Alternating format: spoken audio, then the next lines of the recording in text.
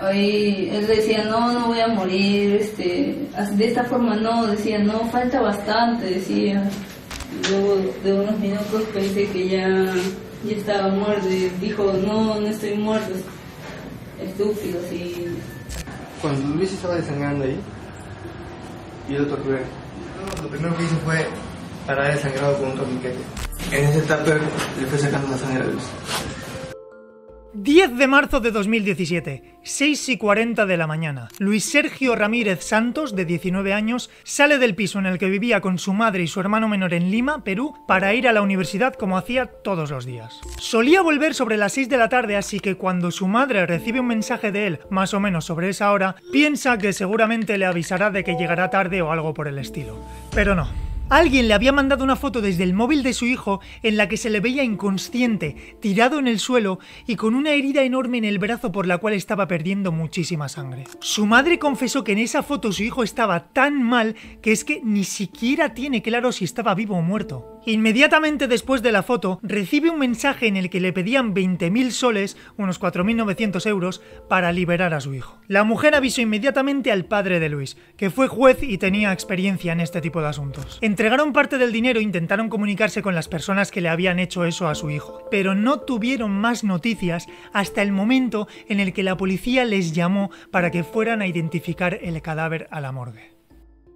Luis Sergio Ramírez Santos era un chico de 19 años que acababa de terminar la secundaria y empezó a estudiar música e idiomas en la universidad. Todos sus amigos y familiares aseguran que era un chico tranquilo al que no le gustaba nada meterse en líos. Era hijo de Luis Ramírez, que, como os he dicho, fue un juez bastante conocido por haber metido en la cárcel a varios delincuentes de la zona. Vivía con su madre en Nini Santos, Portugal, y su hermano pequeño en Magdalena del Mar, Lima. Para entender cómo Luis Sergio Ramírez acabó brutalmente asesinado ese día, tenemos que ir un año hacia atrás. En 2016 empezó a usar Tinder para tener encuentros con chicas y conoció a Ana Lucía Carranza Chiara, esta chica de 21 años a la que acabas de ver hace unos minutos explicando cómo acabó con la vida de Luis Sergio. El caso es que charlan un tiempo, parece que conectan, deciden quedar en persona y se ven por primera vez en el centro comercial Jockey Plaza. Al terminar la cita, Ana Lucía le pide a Luis que le acompañe a casa. Acepta, coge el bus y van a San Juan de Lurigancho. En casa de Ana Lucía, después de tener sexo, Luis se despide pensando que no la va a ver más, porque al fin y al cabo para eso se había descargado Tinder, para tener relaciones de una noche. El caso es que Ana Lucía quería algo más, pero Luis no, siempre fue muy claro con eso. Lo más probable es que esta actitud, este primer rechazo, fuese lo que empezó a crear cierto rencor u obsesión en Ana Lucía. Parece que ella se había hecho la idea de que serían pareja. Le mandaba mensajes continuamente por Facebook, Luis contestaba algunos, pero otros no. Tras insistir durante un año, Ana Lucía consigue otra cita con Luis. Lo curioso es que ella ya tenía pareja. Estaba saliendo con un chico que se llamaba Aníbal Augusto Chalco. Tenía 21 años y también lo había conocido por Tinder. Vamos al día de la cita. Habían quedado en que ese 10 de marzo de 2017 Luis iría a San Juan de Lurigancho. Estarían un rato juntos y se marcharía. La realidad es otra muy distinta. Como te puedes estar imaginando, Luis Sergio Ramírez no sale vivo de esa casa. Luis coge el tren hasta San Juan de Lurigancho. En la estación le está esperando Ana Lucía. Cuando llega, los dos van dando un paseo hasta su casa. Ana abre la puerta, la cierra con llave por dentro y pone la música a todo volumen. Pero yo creo que mejor si dejamos que los propios autores del crimen nos cuenten cómo ocurrió todo. ¿De quién fue la idea de grabarlo? ¿Ya lo veo?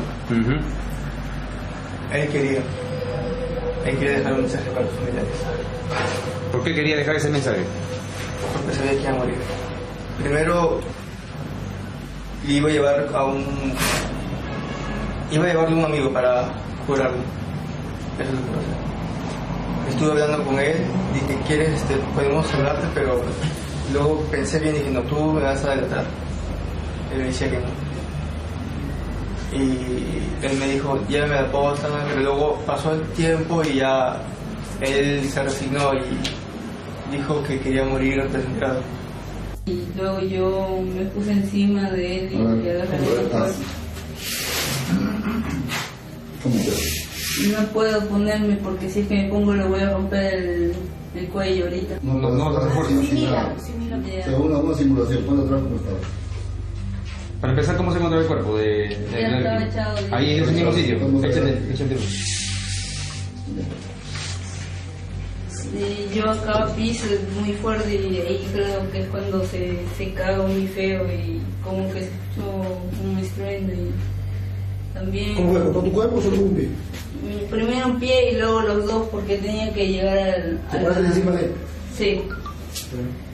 Y luego yo me subo y pongo mis dos pies ahí y ya la cuerda estaba así, entrelazada así y yo comienzo a jalar así. Y había planeado cómo hacerlo, cómo iba a hacer todo. Una vez que llego acá, Ana me hizo pasar y le expliqué bien claro. Siempre hazle caso, siempre algo así. Y le tenía bajo amenaza. Luis vino acá y Luis me dijo, oye, qué chévere, tienes una espada. Y yo estaba sentado ahí. Y le di un golpe. Al darle un golpe... ¿Un golpe con tus manos? Con la espada. Al darle el golpe con la espada, acá mismo. Él se fue. Cayó ahí. Luis cayó y nos dimos cuenta que nos habíamos sobrepasado. Cuando Luis estaba desangrando ahí, yo lo torturé. Lo primero que hice fue parar el sangrado con un torniquete. ¿Ya? Pero al ver que no podía, intenté parar el sangrado cerrando la herida con metal caliente. Luego de eso dijimos que no iba a morir, que ahí él decía no voy a morir, de esta forma no, decía no, falta bastante, decía. Luego de unos minutos pensé que ya estaba muerto y dijo no estoy muerto, estúpido, así. Luego de eso estuvimos ahí, había puesto una canción porque él dijo que quería escuchar una canción como última vez. En un momento comencé a embalarle las piernas y... ¿Con qué embalaces? Con una cinta. En esa etapa le fui sacando la sangre a Luis. Le fui sacando la sangre. Luego de eso,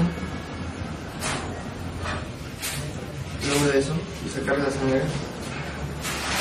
se fue desvaneciendo poco a poco. Después de que lo has embalado, ¿qué fue lo que pasó? ¿Qué continuaste haciendo? Lo pinté con spray y luego lo metí en una bolsa. Primero lo paré y lo puse de cabeza, cosa que su cabeza estaba así y sus piernas estaban para arriba.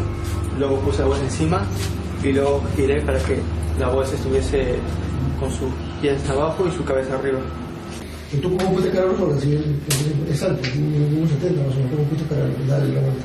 Pesa 55 kilos, no pesa casi nada. De acá lo tiré y lo fui volteando así porque su cabeza estaba en el piso y ya de ahí puse la bolsa y ya lo volteé y ahí lo puse en una esquina ahí.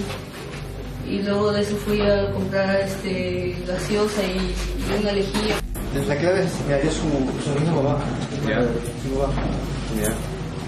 Y otra cosa, su papá no creo que le importaba mucho, la verdad. Y me mintió, dijo que ganaba el mínimo. Me mandó un voucher diciendo yo gano el mínimo. Resulta que era pues ganas el mínimo, ¿no? Él me dijo cómo quería morir. Me dijo que quería morir con un arma de fuego. Y yo le dije que no tenía. Luego le dije, ¿quieres que te mate con la espada? Me dijo, no mate con la espada, te desangro. Qué locura lo que acabamos de ver, ¿eh? Pero déjame un comentario. ¿Tú crees que lo que estos dos pedazos de monstruos dijeron en la reconstrucción de los hechos es verdad?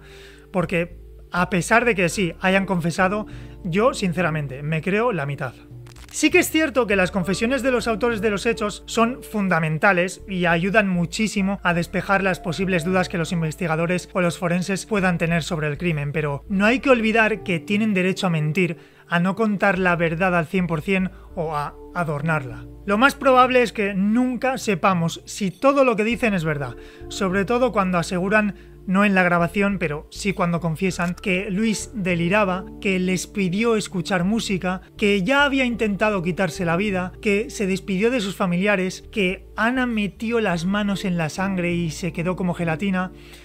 Lo que sí es cierto es que los vecinos aseguran que no escucharon que Luis se defendiera y que, al parecer, repetía una y otra vez que quería morir. Una vez falleció, Ana cubrió el cuerpo con bolsas y plásticos y trapos, lo pintó con spray y lo metió en una bolsa. Después, entre los dos, lo metieron en un taxi y lo dejaron tirado en la avenida Constelación, que es literalmente el centro, una zona súper transitada de San Juan de Lurigancho. Como es obvio, la gente que pasaba por ahí fue testigo de cómo se bajaron del taxi, dejaron un bulto extraño en el suelo y se marcharon andando como si nada. Por más que he buscado en internet, no logro encontrar la respuesta a la pregunta de por qué dejan el cuerpo en el centro de una ciudad a la vista de varios testigos. Es decir, estos tíos acaban con la vida de una persona. Seguramente son conscientes de que van a ser condenados a cadena perpetua. Parece que quieren evitar esta condena y se preocupan en ocultar el cuerpo de alguna manera en una bolsa, pintándolo con spray, etc. Pero, ¿en qué momento se les ocurre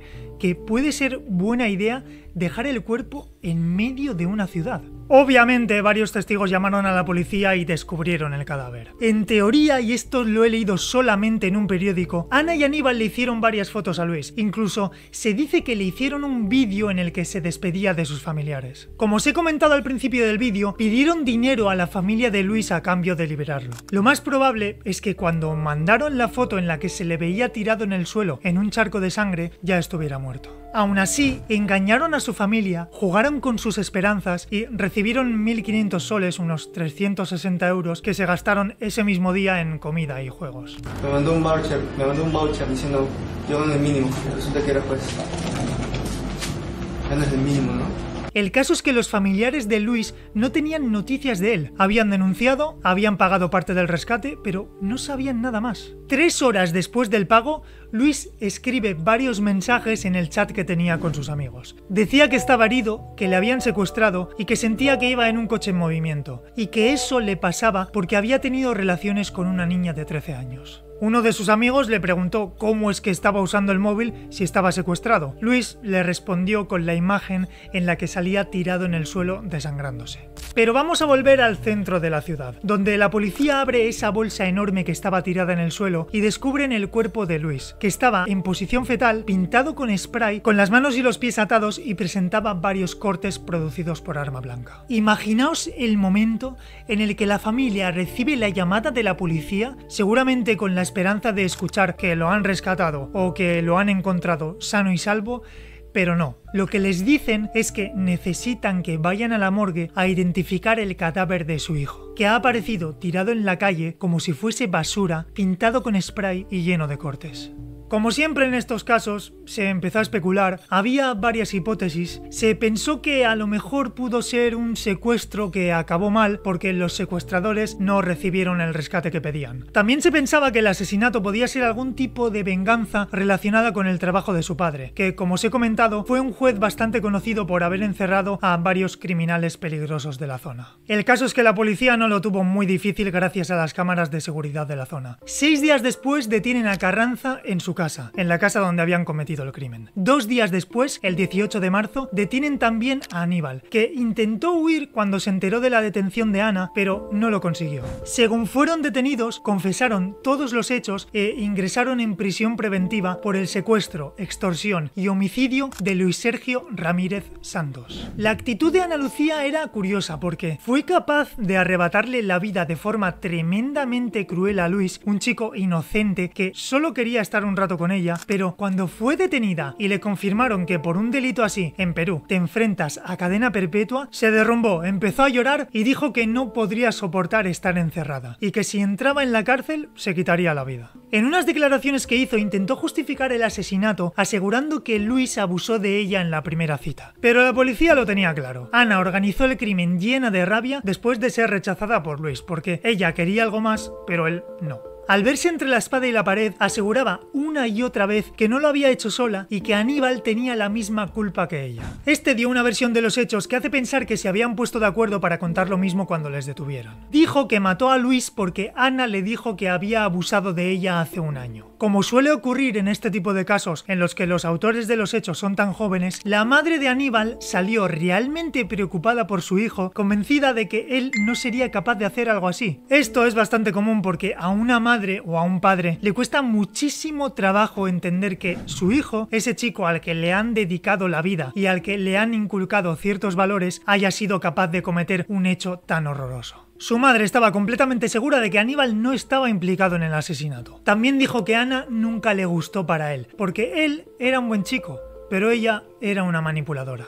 Ojo, porque de todos modos sí que había motivos para inculpar a Aníbal. Se comprobó que fue él quien compró la bolsa y los plásticos para guardar el cuerpo días antes de cometer el crimen. Incluso él mismo se metió dentro para comprobar que la bolsa se pudiera cerrar con un cuerpo dentro. En los juicios, los familiares de Ana tuvieron oportunidad de defender a su hija. En concreto, su padre, Horacio Carranza, dijo que Aníbal engañó a su hija para que dejara de tomar sus pastillas. ¿Qué pastillas? Pues unas que tomaba desde el 2013 para controlar su esquizofrenia paranoide y su depresión. Presentaron las pruebas que corroboraban que Ana estaba en tratamiento, intentaron demostrar que sufrió un brote en el momento de los hechos para evitar al menos la cadena perpetua, pero los peritos psicológicos y psiquiátricos llegaron a la conclusión de que Ana fue plenamente consciente de todo lo que estaba haciendo mientras acababa, junto con Aníbal, con la vida de Luis. Luis Ramírez, el padre de la víctima, obviamente pide que los asesinos de su hijo no salgan de la cárcel jamás y exige que sean condenados a cadena perpetua. En 2018,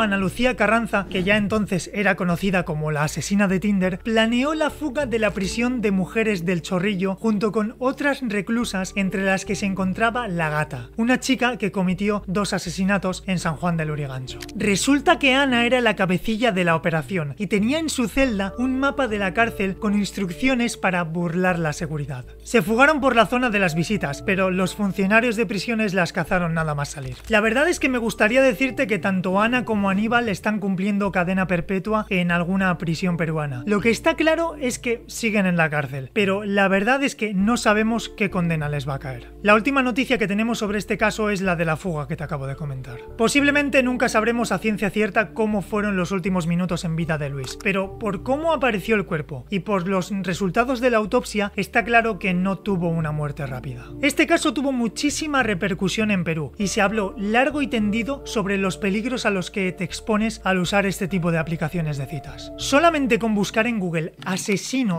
Tinder ya nos podemos hacer a la idea de que muchos depredadores usan este tipo de aplicaciones para cazar. No se trata de vivir con miedo, lo decimos mucho, sino de tener sentido común y no ponérselo fácil a los criminales. Pincha en esta ventana de aquí si quieres ver más casos como este, o en esta de aquí si no tienes mucho tiempo y quieres ver más casos pero en formato short.